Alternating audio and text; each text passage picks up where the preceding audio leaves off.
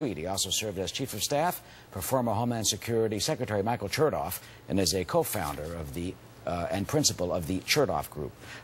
Chad, good to see you. I mean, it's just out of control. I'm sorry to interrupt you. Just out of control down there. I mean, how do we stop it?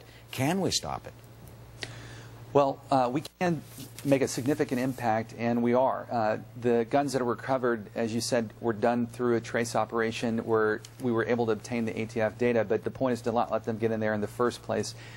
There are three stages to this. One is inside the interior of the United States, investigations to stop the guns from being illegally smuggled, at the border to detect them at our border, and then third, inside Mexico. And what we're seeing is, unfortunately, that the flow of guns is occurring, but not only in the United States. Let's bear in mind that of those weapons, 30% are coming from non-U.S. sources. So we need our partners in Mexico to also control their own borders, where many of the weapons are being smuggled from Central America and elsewhere. Well, that's a good point. I mean, you can, if you're a drug cartel in Mexico, you can probably try to get weaponry, sophisticated weaponry, from almost anywhere in the world.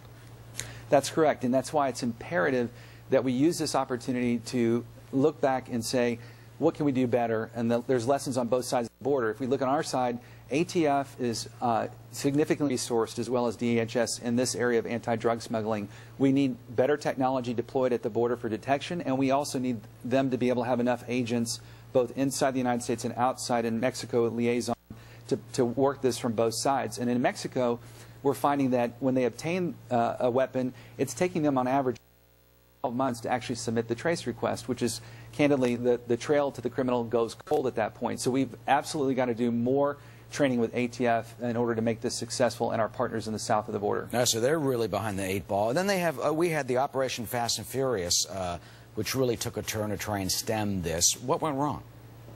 Well, I think the jury's still out. We'll see what the investigation shows. The fact that some weapons in Fast and Furious, where they were tracing operatives, some of the weapons that were involved showed up in an arsenal that was found in Mexico, in and of itself is not an indictment of the operation.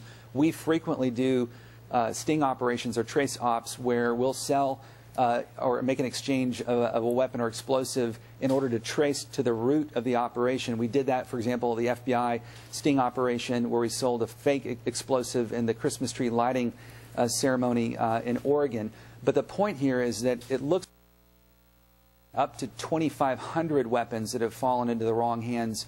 And if that's the case, then ATF has a broken program in Fast and Furious, and the Congress is right to go ahead and take a very hard look at maybe overhauling that. But in the end, one thing I want to drive home is that they still don't have a leader at ATF. It's been since 2006, both in the Bush administration and in the Obama administration. We need a leader at ATF, and it's unacceptable that Congress and the administration have not been able to appoint one. Well, why? How come that's happened?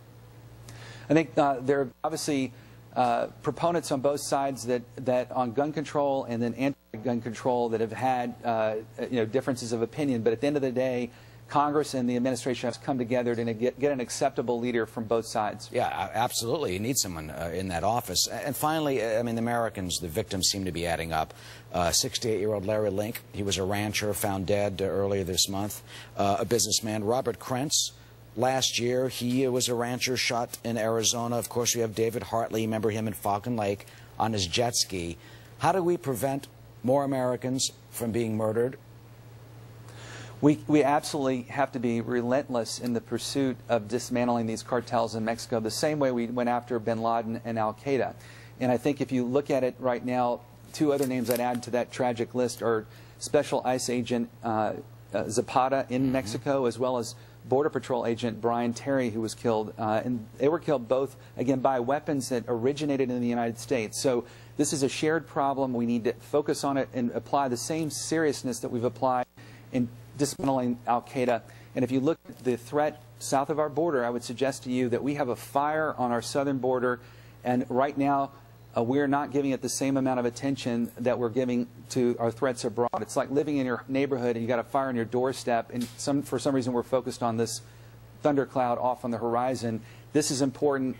Mexico is the second largest importer of oil, more than Saudi Arabia or anyone else. Dismantling these cartels and helping Mexico establish stability is absolutely critical for the United States. That's just a great comparison, to use the same resources that we did to get bin Laden to try and go after the cartels before more Americans and others are killed. Chad Sweet, thanks so much for joining us here on Sunday.